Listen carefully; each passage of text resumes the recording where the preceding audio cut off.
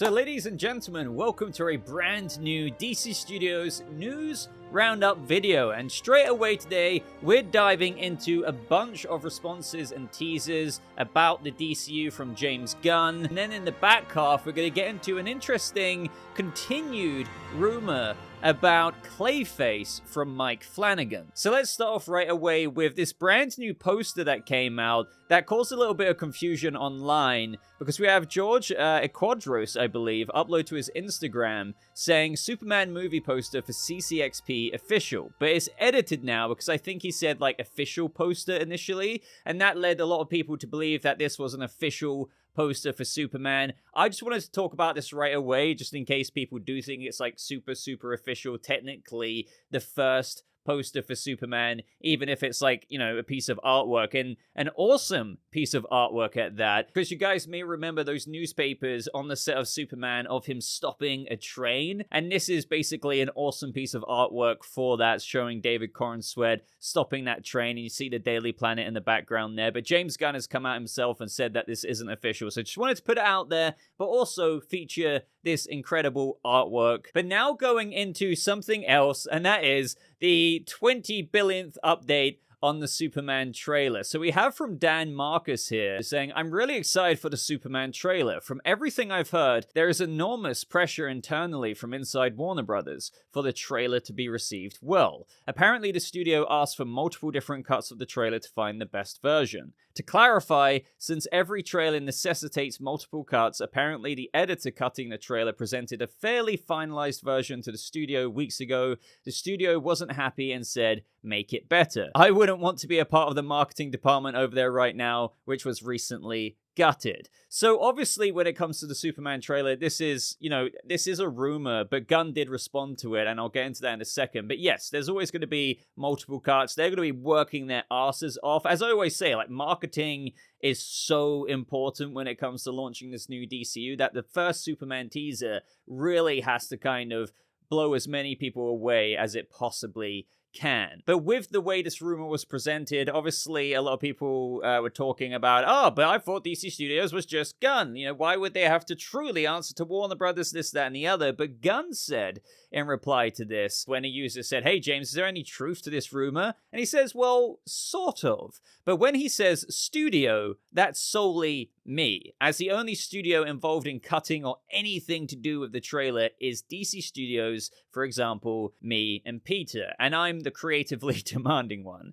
This is the exact same rigorous process I've gone through cutting every Guardians trailer, pushing the marketing folks as hard as I can, cutting and recutting until I think we have something worthy of the film itself. All that said, my notes are a lot more specific than make it better. So he's not saying that this rumor is like super true, it's not super false, but if anything did get out about it to Dan Marcus here, this is James Gunn trying to clarify the conversation that took place afterwards, with people wondering about higher-ups at Warner Brothers like controlling the marketing for this film. It's really just Gunn, and this is no surprise. Imagine like if you had to control this yourself, or if I did. I would be going through it again and again and again and again. There'd probably be 500 different versions of the trailer that I'd be working day and night on to make it just so incredibly, you know, well received. You know, the mixing of the music, because we're going to get our first hint at the score in this teaser trailer as well, which is something I'm really hoping just brings out like the feels, the vibes, the tone of this Superman. So, little update here, nothing too crazy. Obviously, we're expecting the trailer very soon. The latest rumor is actually mid-December, but never say never, right? And in other Superman marketing-related news, we have this user saying, do you guys already have your posters that you know are going to be the official ones that you're going to release for the film? Or is that decided till later? I imagine there's been ideas and concepts thrown around for a while, but I wonder if you have anything concrete ready to go. And James Gunn said, some are done, yes. So I do expect that to happen either at CCXP, maybe before the trailer release, maybe around the same time as the trailer release, because we know that posters quite often release alongside the first teaser trailer for movies, and I can't wait to see it all. And what I would like to hear from you guys is, what would you like to see most in the Superman teaser trailer? I mean, we're not expecting too much because it is the first teaser, but what do you think needs to be in it? And also, how would you like the first poster for Gunn Superman to be presented? Do you want it to be of Superman like face on, like in the suit? Do you want the shirt ripping open? Do you want him floating above Metropolis? Do you want him hovering in space? Do you want him with Crypto? Do you want it to be not only him, but Lois and the Daily Planet crew, as well as Lex Luthor? Kind of a little collage-y poster. Dying to hear your thoughts. Now, as for the tone of Superman, I've always said, and this is long before what I'm about to talk about, that I expect, because a lot of people,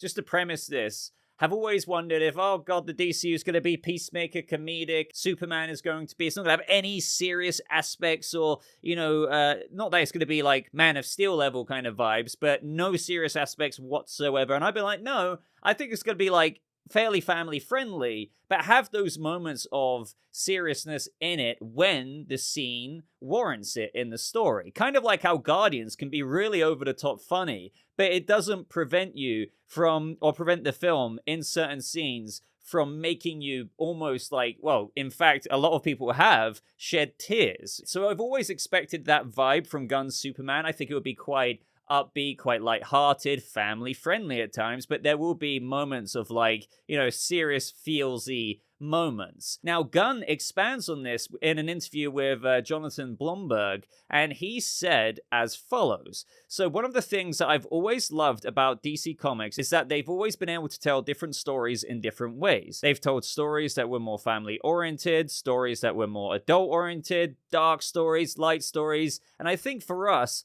we just want to tell a bunch of different stories. A lot of these stories are going to be in the DCU. So we have something that's relatively serious, like Superman, and then something that's relatively comedic, like Peacemaker, all in the same universe. Something very adult, like Peacemaker, something very family, well, you know, pretty family-friendly, like Superman. But I think to be able to tell different types of stories is kind of what makes things fun. And one of the things I've gotten a little sick of is all of these stories being relatively the same, and I'm trying to step outside of that. We at DC are trying to step outside of that. So this is just music to my ears. I'm glad Superman is going to be kind of what I thought it would be in tone. I hope this reassures some people as well. What he says at the last part of his comment there is something I've always thought at the same time, something that he's got sick of with regards to, and I think he's speaking about overall cinematic universe stories. Not that the MCU hasn't started, well, even a little while ago now, branching out of this, but a lot of cinematic universe stories or just movies out there and franchises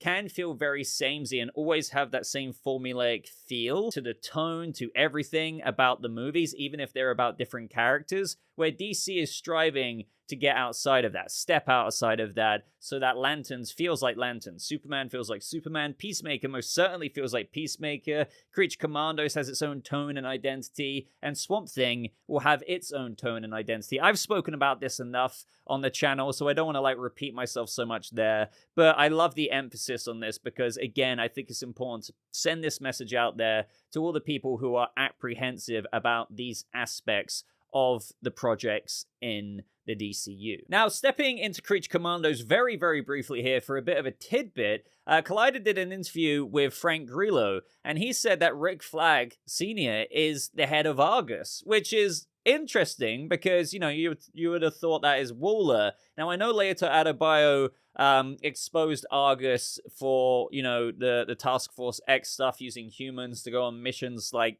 well, that will get them killed, hence the Suicide Squad. So she's had to kind of restructure things. That leads into Creature Commandos, and her kind of out there is, hey, well, these technically aren't humans, but, you know, in the trailer and everything, it still seems that she's the head of Argus, but Rick Flag Sr. is apparently the head of Argus. I don't know if the period and transition between Creature Commandos and Superman elevates him up into that position. That's going to be interesting to see. But we also know that we've got a Waller series. But then again, this could make some sense, speaking of the Waller series, because I've always wondered, especially with the Sacha Bordeaux casting for that of Peacemaker Season 2, if the long-term plan could be introducing that character to carry on into whatever Waller is up to in her own series, because this could lead into maybe the group known as Checkmate. Maybe this brings in Maxwell Lord in collaboration with Waller to start up the agency, but then Checkmate, if you don't know what I'm talking about, I've got a whole video diving quite deep into that when we first heard of Sacha Bordeaux's casting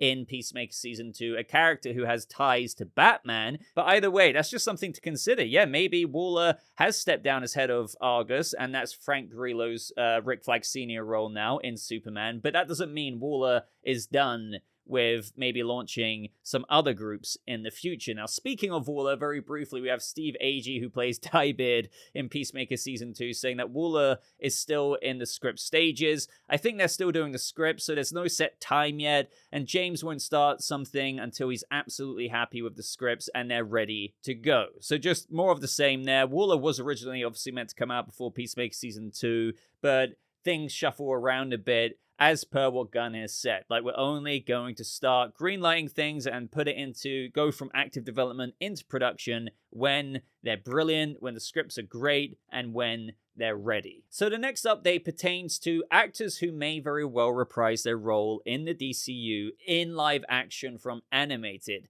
And the way that Gunn talks about this makes me very excited, because we haven't had any confirmations on this before, but this is very promising for a certain character in particular. So we have this user saying, "Hey James Gunn, one of my favorites, Alan Tudyk, you've confirmed, is going to be voicing a few characters now, but you also said the live-action versions will be portrayed by the same actors. Does this mean most of these characters won't see live action? Or does it mean we probably will, but it doesn't matter all that much that it's him, since they mostly seem to be characters that would mostly be fine with VFX?" So Gunn said, "As it was always stated, we plan on the actor playing the same role for primary castings. If it's a minor character in Creature Commandos," so just to interject here, let's just say William Magnus isn't a big character and we know he's voiced by Alan Tudyk. As he continues to say here, we didn't do live action far and wide searches like we did for more sizable characters like Circe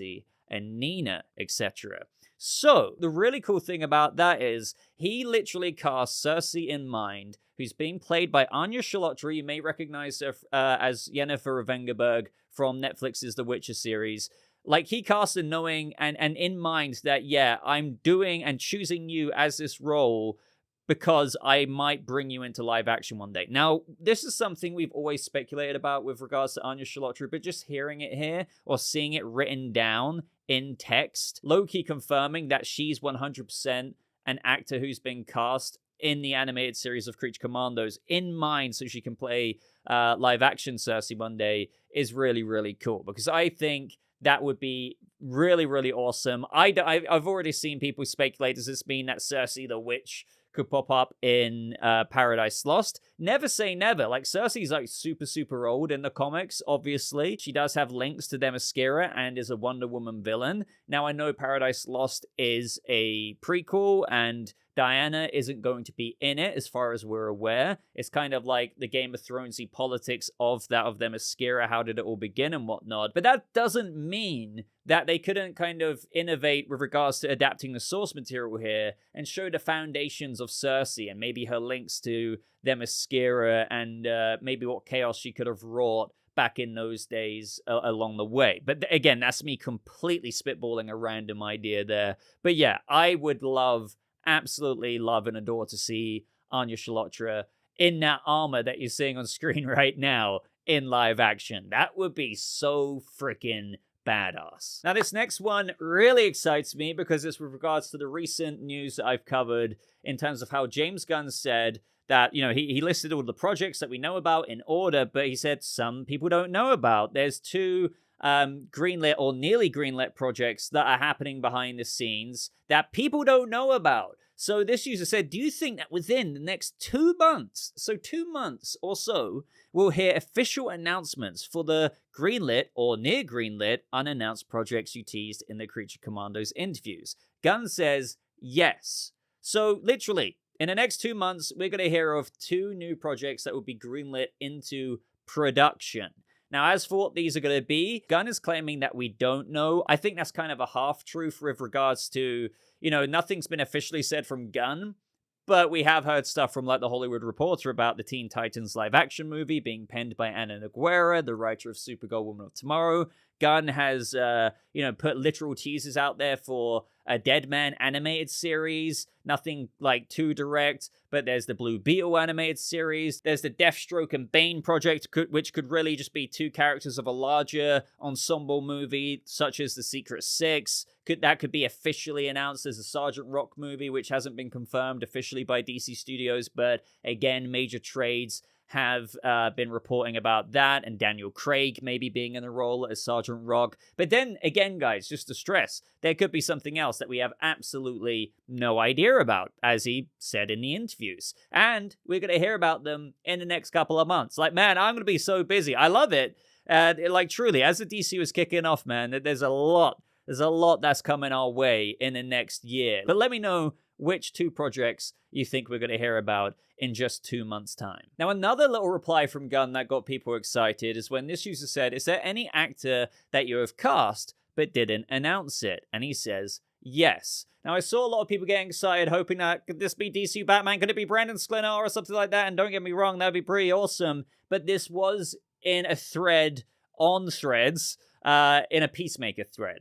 So I assume that this user asking that, and the reply from Gunn saying, yes, there are actors that I have cast, or an actor that I've cast and haven't announced, I think would pertain to the Peacemaker show. Obviously, there's more characters this season. There's that character who people thought could be Apache Chief, or God knows who else. I'm not saying it is, because there's quite a few candidates there. And we don't know who this dude is. Like, we just don't. So that already qualifies. Do you know what I mean? I don't think this technically applies to the broader DCU, but maybe. But my money would be on a Peacemaker Season 2 casting. Now, another thing that I need to talk about here is something we've somewhat talked about before, and that is some people's frustrations with starting in a universe that already exists with an established history to some characters more than others, namely Batman being quite into his career, having a Bat family around him. And we have this user asking, James, why are you overlooking origin stories? Those make us connect with the characters well at an emotional level.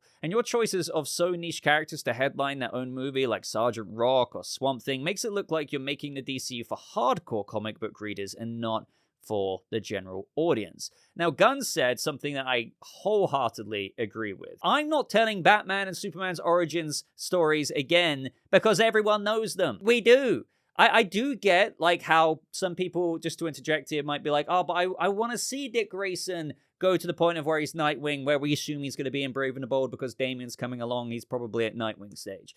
But I said in my most recent big breakdown video that we need to change some. If you're launching a new cinematic universe in 2024, are you really going to do the same old formula of Captain America 1, Captain America 2, Iron Man 1, Iron Man 2, the whole universe like starting and bridge? I do get how there is like, hey, that would be cool in a way, but I like the idea of hitting the ground running.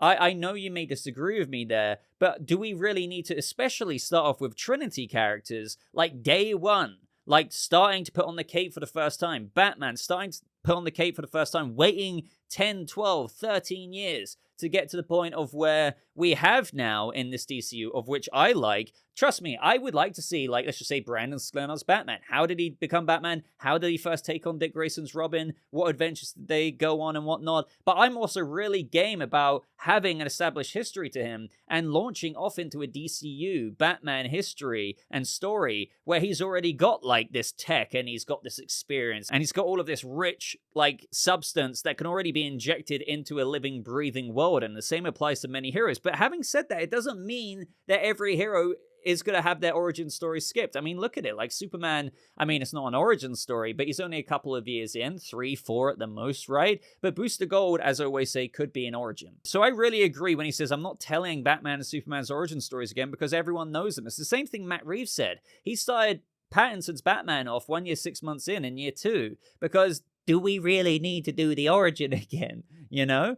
It was a living, breathing world, granted not too far into Batman's career in The Batman, but I liked that we hit the ground running. I don't think it's a crazy thing, and I think it necessitates it when we've had a lot of comic book media over the past 20 years, give or take. And I want to stress that I still completely respect your opinion if you really want, to see the origins of everything in the DCU from day dot, and you rather have like a 20-year universe and taking 10 years to go from Batman Year 1 to Batman Year 10. But I just have a lot of conviction in, feeling that it's kind of necessary to do something a little bit different. And if anything, I think it gives some good perks to have a DCU that has already been operating for some time, like well before World War II and everything like that, Now, in other news with regards to scoops about the DCU, Gunn actually acknowledged that a certain scooper has been getting things right, maybe a bit too right. So when talking about that on Threads, we had this user saying, seriously, look for press releases, official sources, followed by long-time trade publications. We have another user saying, to be fair, there are some bloggers or scoopers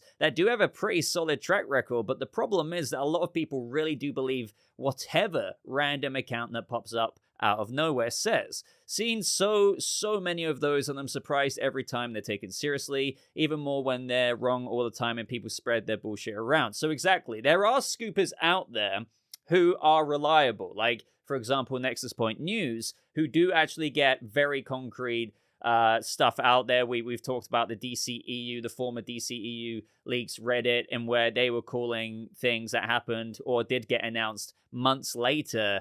But the thing is, the issue with, I would say, the general audience out there, you might get Jack down from the street who has a Twitter account who just claims something, and everyone puts the same amount of credibility for any scooper onto anyone out there, where there is a hierarchy of credibility to some certain scoopers.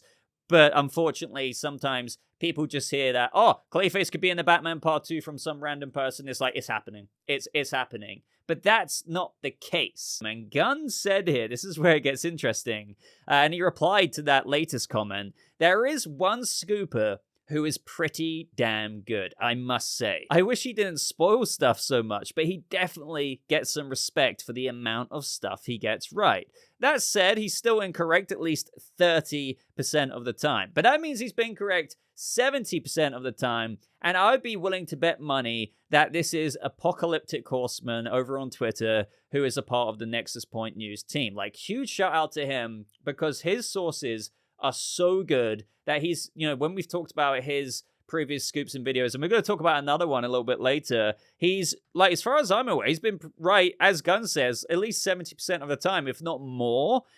So I would have to say, not Daniel RPK or anyone like that, but Apocalyptic Horseman. But I just thought that was an interesting tidbit to throw in this video, to also be referenced in future videos with regards to future scoops that we may get out of Nexus Point News. And then, guys, before we get into the Clayface stuff, to end off this video, we have this user saying, is this true? And they post a screenshot of this user on Twitter saying, Reeves' verse is just a myth, dude. Pattinson's moving on to different projects. Gunn keeps saying Reeves is still writing the script. Question is the script for real? And Gunn replies to saying, why would you even believe a rando on social networking? Yes, this isn't the scooper, this is just some rando. Of course not. If it was cancelled, it would be cancelled. Who has the time for charades? I've been one of Matt's biggest cheerleaders for years. Since Cloverfield and the Apes movies, we are eagerly awaiting his script. I've talked enough about the script in recent news. I fully expect it to be done in the next couple of months. Matt Reeves said in recent interviews that they're still planning on shooting in the first half of 2025. That's fine. It should still make the release date of October 2026.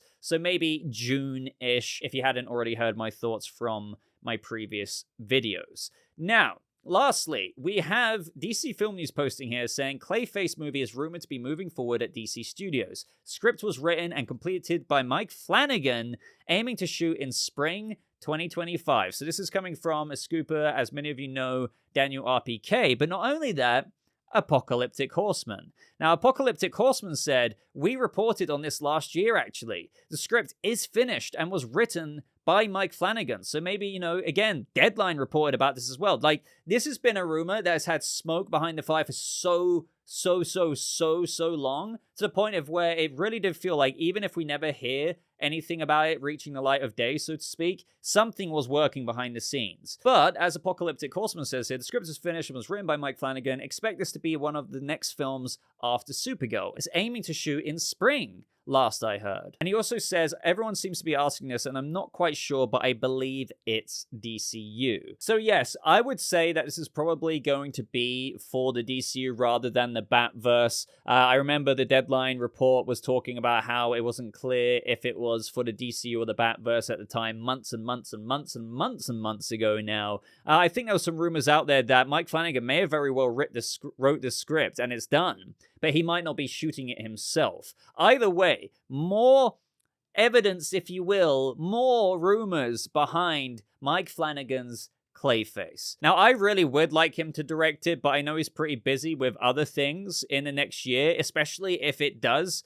you know, start filming next year. And who knows, this could be one of the greenlit or near greenlit things that Gunn was talking about. We're going to have to wait and see if we hear about that in the next couple of months. But either way, there's not too much more for me to say about this than what I haven't already said before. We're just going to have to watch this space. The Clayface thing, honestly, guys, has been going on for years at this point, like a good 2+ years. A Clayface film, who knows what it was centered around, by the way. I know some people are already going to say, really, just an individual Clayface movie in the DCU? I love Clayface, but like, what story are they really going to tell there? Who knows? If there's one thing I am confident about, though, is that they wouldn't really tackle a project like that for just no bloody reason whatsoever. Like, as Gunn said, he wants to greenlight scripts that are not only done, but are actually, like, good. And if they're not good, he will tell them to go over it again and again. Or if they just can't make a movie worth making, they won't make a movie about that said character. I gave the same sentiments in terms of trying to justify the idea of a Daniel Craig-led Sergeant Rock movie when a lot of people were like, why Sergeant Rock? Will that story really be any good?